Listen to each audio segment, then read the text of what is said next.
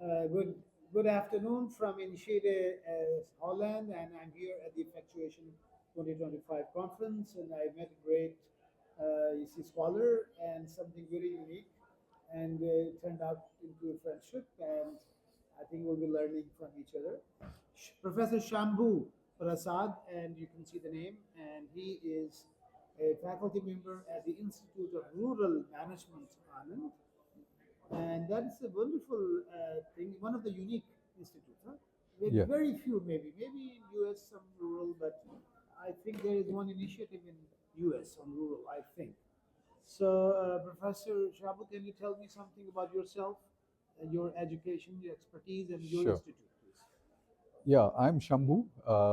I come from India. I teach at I'm the I teach at the Institute of Rural Management Anand. I'm with the Strategic Management and Social Sciences areas. This institute was set up in 1979 as India's first rural management institution and meant to develop professionals to serve rural India, and was set up by the founder, Dr. Verghese Kurian, also known as the father of the White Revolution in India.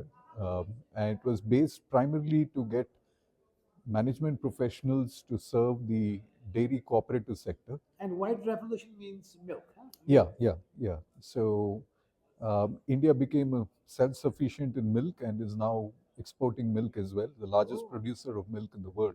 it happened after that initiative, huh? Yeah, over a period Intervention. of time, yeah. And with popular brand names like Amul, which is representative of the cooperative strength, owned by 36 million, uh, Farmers. yeah, 3.6 million farmers, yeah. So, so I come from there. So the focus on at IRMA has largely been on collective enterprises and entrepreneurship, but we also work on social enterprises and social entrepreneurship. And my interest in attending the effectuation conference, and this was the first time I'm being part of any effectuation conference, was to use some of the ideas to see how this could be part of rural, social, and collective enterprises in India. Wonderful. So, what type of different interventions do you do with students? Do they have to do some internships or projects while they are with you?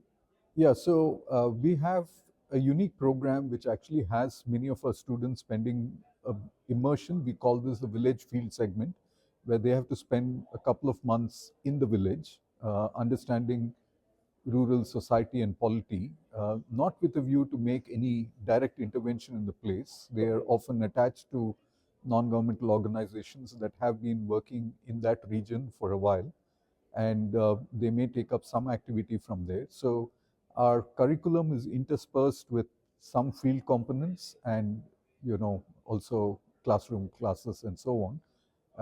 And we also encourage our students to take up entrepreneurship. We do have an incubation center as well, which I had helped co-found with some of the others. Okay, wonderful. Uh, so yeah, we had envisioned the incubation center as something which will kind of combine rural, social, and collective enterprises.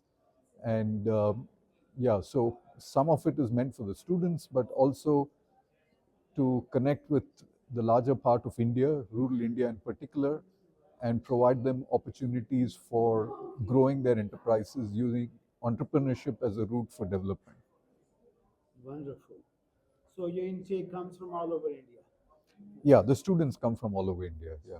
And you also try to bring some difference while you teach them HR, marketing, finance, operations to make it somewhat relevant to the Yes, rural yes. side. So I think the faculty are encouraged to develop case studies which are much more specific to the rural context. So, for example, at the conference, I had an opportunity to present one such case study on a social enterprise that is brewing tea, organic and naturally grown tea in the state of Kerala in southern India.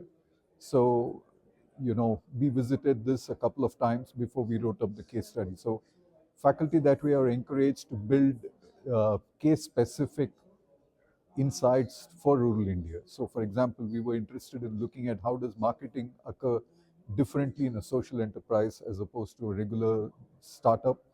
And also to emphasize that not all entrepreneurship is the same as startups, though startups are very much in the media and they're backed by venture capital. But entrepreneurship is a broader concept.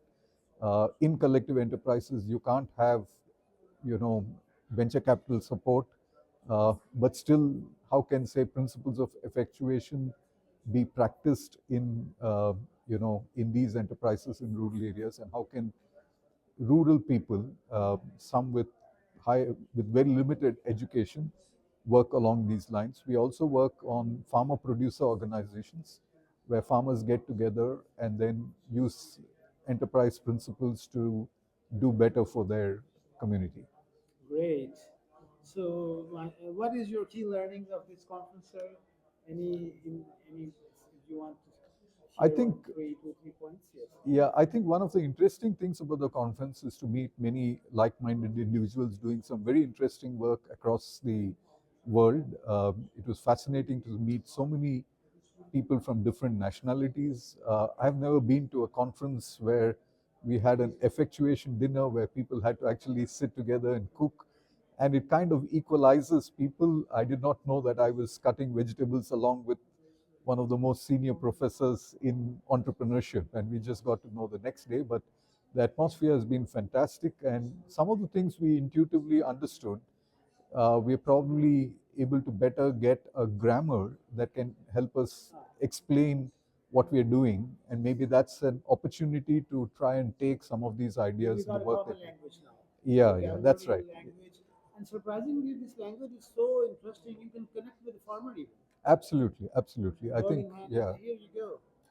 So I look forward to trying to see how these can be used in the Indian context. We work with a lot of grassroots level entrepreneurs, and I think some of these ideas are probably more relevant than some of the literature that comes from venture capital backed funding. So I will take your message to the Pakistani counterparts and see if we can replicate Sure, a model which is based on rural development. absolutely, And because we have to help them grow. If we don't, they will come to the cities. absolutely, And 20,000 in a 10,000 in the village is more powerful than 50,000 in a absolutely. big city. True, true, true. So why they are leaving their beautiful homes and good environments? But they have to be trained and educated. True. And effectuation is a wonderful tool I found. Thank you. Wish you the best.